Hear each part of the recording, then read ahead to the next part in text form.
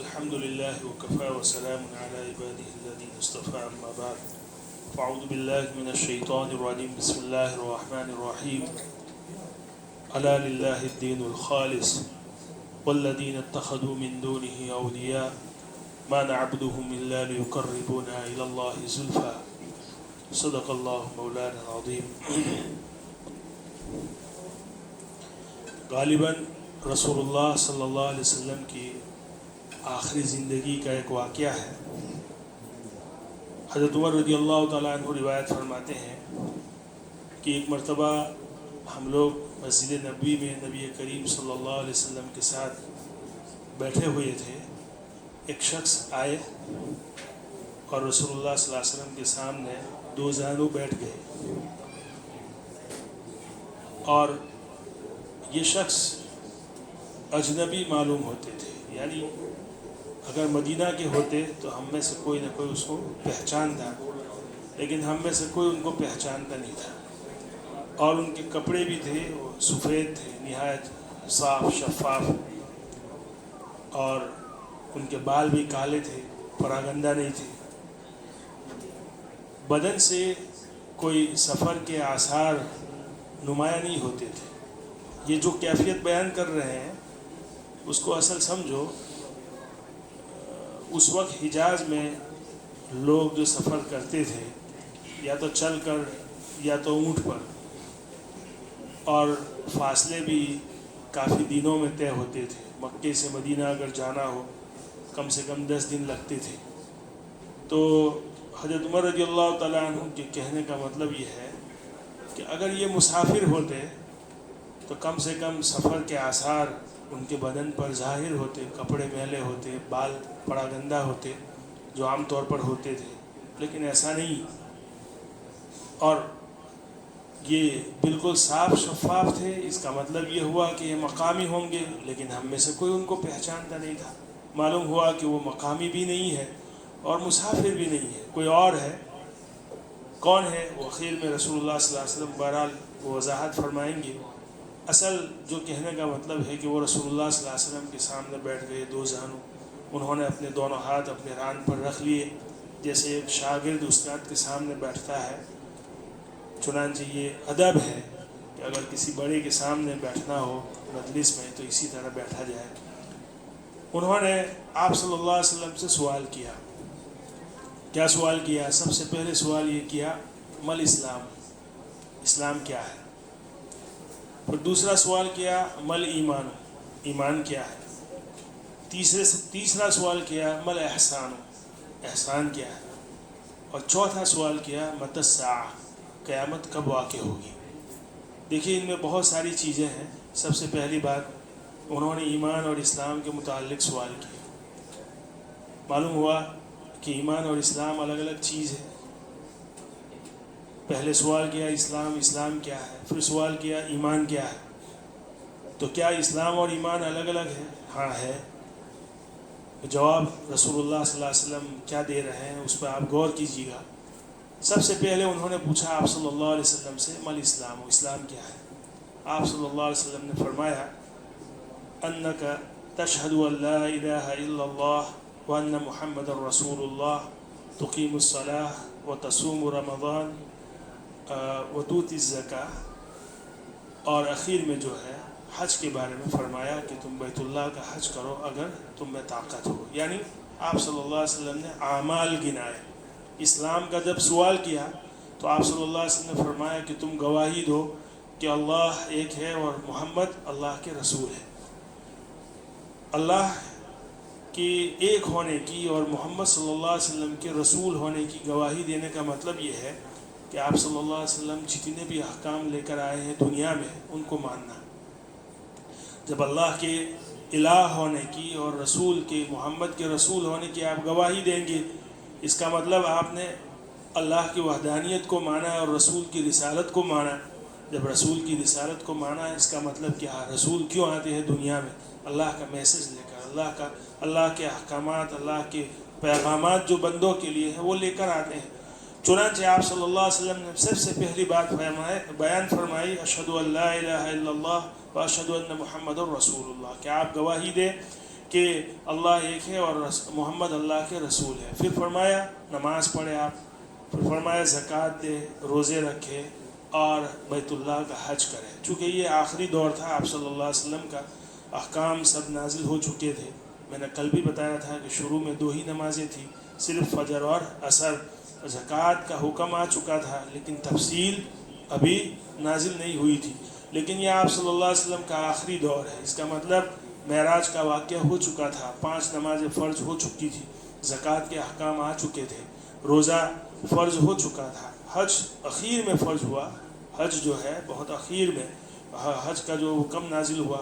لیکن یہاں بھی آپ صلی اللہ علیہ وسلم فرمایا ہے کہ تم بیت اللہ کا حج کرو، اس کا مطلب حج بھی فرض ہو چکے تھے۔ یہ اسلام کے متعلق آپ صلی اللہ علیہ وسلم نے جواب دیا۔ اس میں آپ غور کیجئے کہ اسلام کے بارے میں جب سوال کیا تو آپ صلی اللہ علیہ وسلم نے جو چیزیں گنائی وہ ہے اعمال۔ اعمال کے قبیل سے جتنی بھی چیزیں ہیں، نماز پڑھنا، روزے رکھنا، زکوٰۃ دینا، حج کرنا، یہ اعمال ہے۔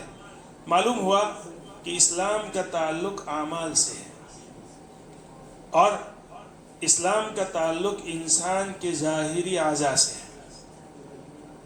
ایمان کے بارے میں جب سوال کیا، یعنی یہ سائل جو تھے انہوں نے پہلے سوال کیا، اور جب آپ صلی اللہ علیہ وسلم نے جواب دیا تو پھر انہوں نے کہا تصدیق کی، صدقت، آپ نے صحیح بات بیان فرمائی۔ حضرت عمر رضی اللہ تعالیٰ عنہ فرماتے ہیں کہ ہمیں تعجب ہوا کہ عجیب ہے، یہ شخص پہلے سوال بھی کرتا ہے۔ اب سوال آدمی اسی وقت کرتا ہے کہ جب اس کو معلوم نہ ہو، لیکن یہ سوال کرتا ہے جب آپ صلی اللہ علیہ وسلم جواب دیتے ہیں تو ان کی تصدیق بھی فرماتے ہیں۔ اس کا مطلب یہ ہوا کہ ان کو معلوم ہے یہ جو سوال کر رہے ہیں اس کی غرض کوئی اور ہے۔ خیر، پہلا سوال ان کا جواب مل گیا آپ سے، تو انہوں نے پھر سوال کیا مل ایمان، ایمان کیا ہے؟ اب دیکھیے آپ صلی اللہ علیہ وسلم ایمان کے سوال کے جواب میں کیا چیزیں فرماتے ہیں۔ ایمان کا جب سوال کیا انہوں نے، آپ صلی اللہ علیہ وسلم نے گنایا، ان تؤمن باللہ، تم اللہ پر ایمان لاؤ، وملائکتہ، اللہ کے ملائکہ جتنے ہیں فرشتے ان پر ایمان لاؤ، وکتبہ، اللہ کی کتابیں جتنی بھی ہیں، ہمیں نہیں معلوم کتنی ہیں، 4 جو کتابیں ہیں قرآن میں ہے، مذکور ہے جن کے نام، اس کے علاوہ مختلف تعداد جو ہے لوگوں نے مفسرین نے بتائی ہے، صحف ابراہیم و موسیٰ، یہ مجمل جو ہے تذکرہ ہے، لیکن مفسرین نے کم و بیش 104 کتابوں کا تذکرہ کیا ہے۔ ہمیں نہیں معلوم کتنی ہے، جتنی بھی اللہ نے نازل فرمائی سب پر ہم ایمان رکھتے ہیں، وکتبہ ورسولہ، اللہ کے رسولوں پر۔ اب دیکھیے رسول اور نبی، رسول کا درجہ بڑا ہے، نبی کا درجہ جو ہے اس سے کم ہے۔ جب رسول پر ایمان لائے، کوئی بھی رسول پہلے نبی ہوگا پھر وہ رسول ہوگا، یعنی رسول نبی ہوگا، ہر نبی کا رسول ہونا ضروری نہیں، لیکن ہر رسول نبی ضرور ہوگا۔ جب رسول پر ایمان لے آئے اسلام، اس کا مطلب انبیاء جو ہے ان پر بھی ایمان آ ہی گیا۔ وہ رسولی، رسولوں کی تعداد کتنی ہے متعین طور پر کسی کو نہیں معلوم۔ اللہ نے آدم علیہ السلام سے لے کر رسول اللہ صلی اللہ علیہ وسلم تک جتنے بھی رسول کو بھیجا سب پر ہم ایمان لاتے ہیں، مجمل۔ دیکھیے ملائکہ کا تذکرہ ہے، جب میں تفصیل بتاؤں گا تو بتاؤں گا اس میں ملائکہ کے سلسلے میں کیا ہے، اور ملائکہ پر کیسا کیوں ایمان رکھنا ہے ہمیں۔ پھر جنات کے بارے میں اس ذیلاً اس کا بھی تذکرہ آئے گا، تفصیل میں بتاؤں گا انشاءاللہ، جو ہے مجملاً آپ سمجھیے، ملائکتہ و کتبہ و رسولہ والیوم الآخر، اور آخری دن پر۔ آخری دن کیا ہے؟ دیکھیے یہ دنیا ہے، یہ عالم دنیا ہے، ایک ہے عالم آخرہ، ایک ہے عالم ارواح۔ اللہ رب العزت نے آدم علیہ السلام کی پشت پر جب ہاتھ پھیرا تھا تو جتنے روحیں پیدا کرنی تھی، جتنے انسانوں کو پیدا کرنا تھا، اللہ رب العزت نے ان کی روحیں اسی وقت پیدا کر دی تھی، اور ان روحوں کو عالم ارواح میں بھیج دیا تھا۔ اب تقدیر کے مطابق جس کو دنیا میں آنا ہے، تو اللہ کا نظام دیکھیے، ماں کے پیٹ میں نطفہ جب ٹھہرتا ہے تو اس نطفے میں 4 یا 5 مہینے کے بعد روح جو ڈالی جاتی ہے، اللہ رب العزت ایک فرشتے کو حکم دیتے ہیں عالم ارواح سے، یہ جسم کا لوٹھڑا جو ماں کے پیٹ میں پل رہا ہے، جس روح کے لیے ہے، حکم دیا جاتا ہے اس روح کو لا کر اس میں وہ ڈال دیا جائے۔ چنانچہ 4-5 مہینے کے بعد وہ روح جو اس میں ڈال دی جاتی ہے، پھر 4 مہینے وہ ماں کے پیٹ میں رہتا ہے، پھر یہ عالم دنیا میں آتا ہے۔ تو یہ جو عالم دنیا، پھر ایک وقت آئے گا کہ عالم آخرت میں چلا جائے گا۔ تو یہ جو دنیا ہے اس کا ایک دن ہے، فرسٹ ڈے، پہلا دن اس کا ہے، ضرور ہے، ہمیں نہیں معلوم یہ پہلا دن کب تھا، کیسے تھا، ہمیں نہیں معلوم، لیکن ہمیں یقین رکھنا ہے کہ اس دنیا کا پہلا دن ہے۔ اس کا مطلب ایک عقیدے کی طرف اشارہ ہے کہ دنیا حادث ہے، نو ایجاد ہے، یعنی پہلے نہیں تھی، اللہ نے اس کو وجود بخشا۔ دنیا میں جتنی بھی چیزیں ایسی ہو جو پہلے موجود نہیں تھی، بعد میں ان کو وجود بخشا گیا، اس کے بارے میں ہمارا عقیدہ ہے کہ ایک دن یہ فنا بھی ہو جائے گی، یاد رکھیے۔ اس کے مقابلے میں اللہ کی ذات ہے، اس کی کوئی ابتدا نہیں ہے، وہ پہلے سے ہیں، ہمیشہ رہے گی یہ ذات۔ جو ذات ایسی ہو، جو ہستی ایسی ہو جس کی کوئی نہ ابتدا ہو، جس کی کوئی نہ انتہا ہو، ان پر کبھی بھی فنا طاری نہیں ہوگا۔ یہ اللہ کے بارے میں ہے۔ اسی طرح یہ عالم دنیا، اس کا پہلا دن بھی ہے، ایک دن آئے گا یہ دنیا ختم ہو جائے گی، پھر کیا ہوگا؟ یہ روح جہاں تھی وہیں چلی جائے گی۔ ہمارے جسم میں جو روح ہے وہ جہاں تھی وہیں چلی جائے گی۔ یہ جسم مٹی سے آیا تھا، مٹی میں چلا جائے گا، یعنی بدن جو ہے، ہماری جو باڈی ہے وہ ختم ہوتی ہے، روح تو صرف منتقل ہوتی ہے۔ اسی لیے ہم انگلش میں بولتے ہیں پاس اوے، سمجھ رہے ہیں، ایک جگہ سے دوسری جگہ جاتی ہے۔ تو والیوم الآخر، یوم آخرت کیا ہے؟ تو وہی میں نے بتایا کہ اس دنیا کا ایک پہلا دن ہے، اس کا ایک آخری دن آئے گا، یہ دنیا کی تمام چیزیں ختم ہو جائے گی، اور یہاں جو اس دنیا میں جو انسان تھے، پھر پہلی سور پھونکی جائے گی، تو اس وقت جتنے لوگ گزر گئے تھے، جتنے لوگ زندہ اس وقت تھے اور جو مر چکے تھے، ان کو دوبارہ زندہ کیا جائے گا، ان کے بدن میں دوبارہ وہ روح ڈالی جائے گی، پھر پل صراط رکھا جائے گا، اس عالم سے اس عالم کی طرف ان روحوں کو منتقل کر دیا جائے گا۔ وہ عالم کیا ہے؟ عالم آخرت۔ یہ عقیدہ ہے ہمارا، بعث بعد الموت، موت کے بعد زندہ ہونا۔ دیکھیے وہ عالم آخرت جو ہے، عالم آخرت، عالم دنیا کے بارے میں نے آپ کو بتایا کہ اس کا پہلا دن ہے، اس کا آخری دن بھی آئے گا۔ چنانچہ یہ عالم دنیا جو ہے حادث ہے، فنا ہونے والی چیز ہے، لیکن عالم آخرت اس کا بھی پہلا دن ہے، ہمیں نہیں معلوم، لیکن اس کا کوئی آخری دن نہیں ہے۔ چنانچہ عالم آخرت جو ہے ابدی ہے، سمجھ رہے ہیں؟ ابدی کا مطلب ازلی نہیں ہے۔ اللہ کی ذات ازلی ہے، مطلب اس کی نہ کوئی انتہا ہے نہ کوئی ابتدا ہے۔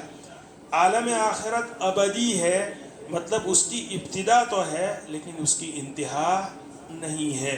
اسی لیے ہمیں اس دنیا میں جو بھیجا گیا، اس دنیا میں اعمال کے لیے بھیجا گیا، پھر اعمال اگر ہم نے اچھے کیے ہوں گے تو ہمیں وہ عالم میں بھیجا جائے گا جس کی کوئی انتہا نہیں ہے۔ یہ سب عقائد ہے، جب الگ الگ میں آپ کو بیان کروں گا، بتاؤں گا، انشاءاللہ آپ کو سمجھ آ جائے گا۔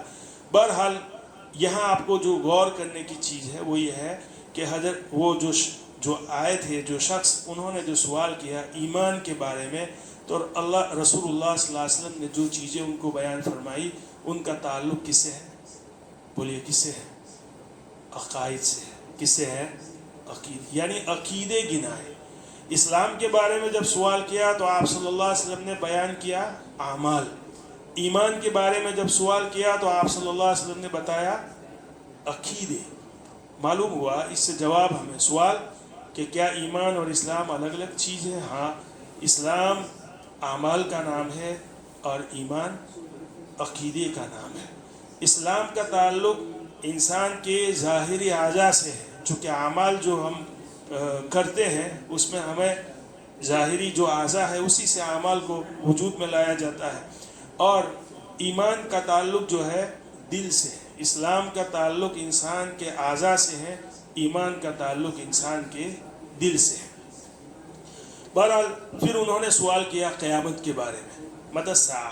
آپ صلی اللہ علیہ وسلم نے جواب دیا کہ جس سے سوال کیا جا رہا ہے وہ اس سے زیادہ نہیں جاتا جتنا کہ سائل جانتا ہے. یعنی آپ صلی اللہ علیہ وسلم کو بھی پتہ تھا کہ یہ کون ہے، اور یہ جانتے ہیں، اس کے باوجود سوال کرتے ہیں.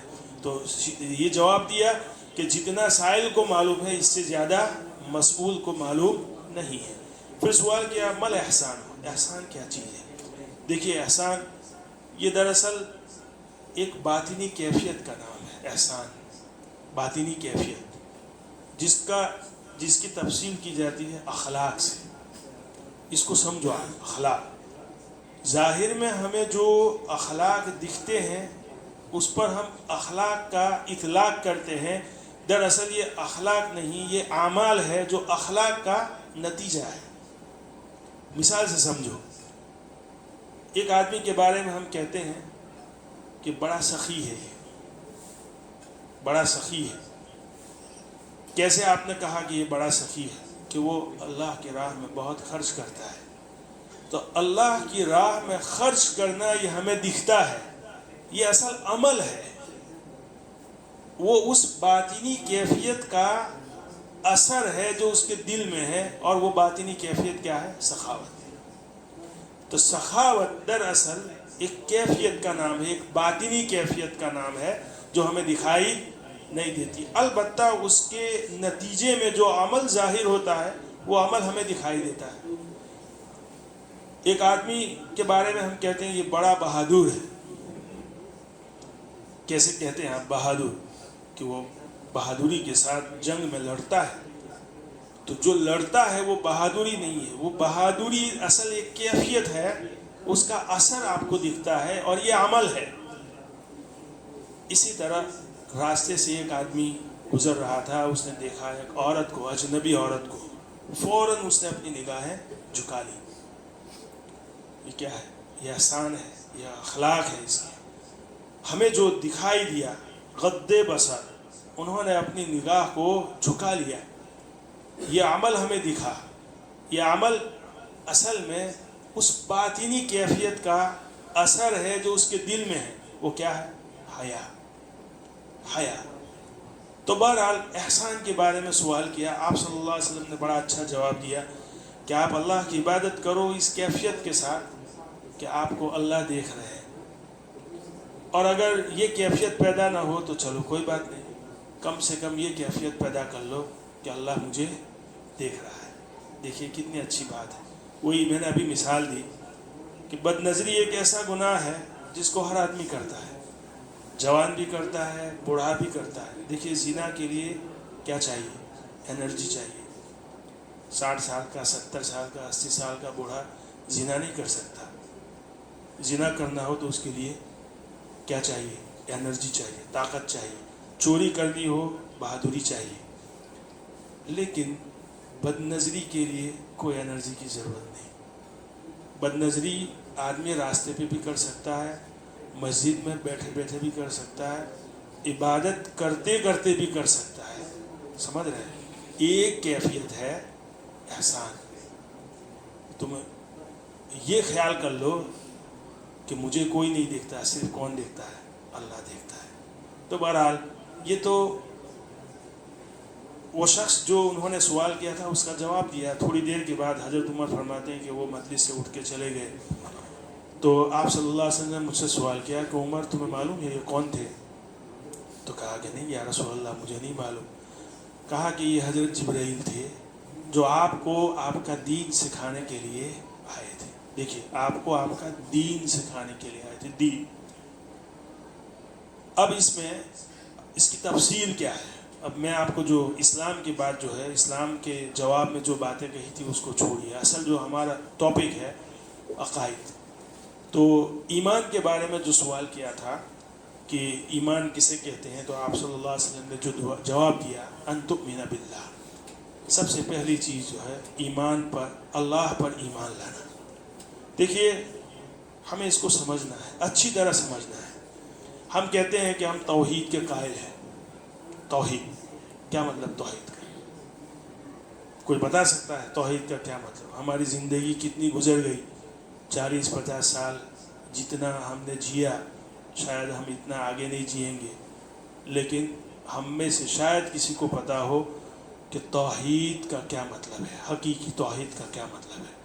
ہم جب کہتے ہیں کہ ہم اللہ کی وحدانیت کے قائل ہیں تو ہمیں دیکھنا ہے کیا واقعتاً ہم اللہ کی وحدانیت پر ہمارا ایمان ہے، کیونکہ اللہ کی وحدانیت تو کوئی ایک چیز نہیں ہے کہ صرف اللہ کو ایک مان لینا، یہ اللہ کی وحدانیت، یس یہ اللہ کی وحدانیت ہے، لیکن یہی اللہ کی وحدانیت نہیں ہے، کیونکہ اللہ کو ہم مانتے ہیں مختلف حیثیت سے۔ تو جب ہم یہ کہتے ہیں آمنت باللہ، میں اللہ پر ایمان لایا، کیا مطلب؟ میں اللہ پر ایمان لایا اس کے رب ہونے کی حیثیت سے، میں اللہ پر ایمان لایا اس کے الہ اور معبود ہونے کی حیثیت سے۔ دوسری قسم، تیسری قسم، میں اللہ پر ایمان لایا اس کے اسماء اور اس کے صفات میں اس کی وحدانیت کی، اس کے واحد ہونے کی حیثیت سے۔ تو گویا کہ ہم توحید کے قائل ہیں، وحدانیت پر ہمارا ایمان ہے، لیکن وحدانیت کی، توحید کی جتنی قسمیں ہیں سب پر ہمارا ایمان ہے۔ میں اللہ کو مانتا ہوں رب ہونے کی حیثیت سے، میں اللہ کو مانتا ہوں الہ اور معبود ہونے کی حیثیت سے، اور میرا ایمان ہے اللہ کے تمام اسماء اور صفات پر کہ اس میں بھی وہ تنہا ہے، اس کا کوئی شریک نہیں ہے۔ اب دیکھیے اس سلسلے میں ہماری کمزوریاں اور اس سلسلے میں جتنے بھی سوالات ہیں انشاءاللہ ہم اس پر کل بات کریں گے۔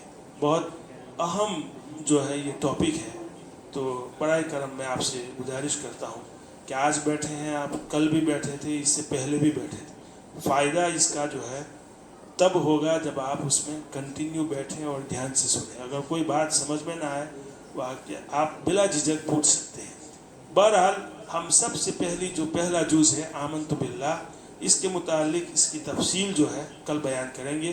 اللہ تعالیٰ میں عمل کی توفیق عطا فرمائے۔ وآخر دعوانا الحمدللہ۔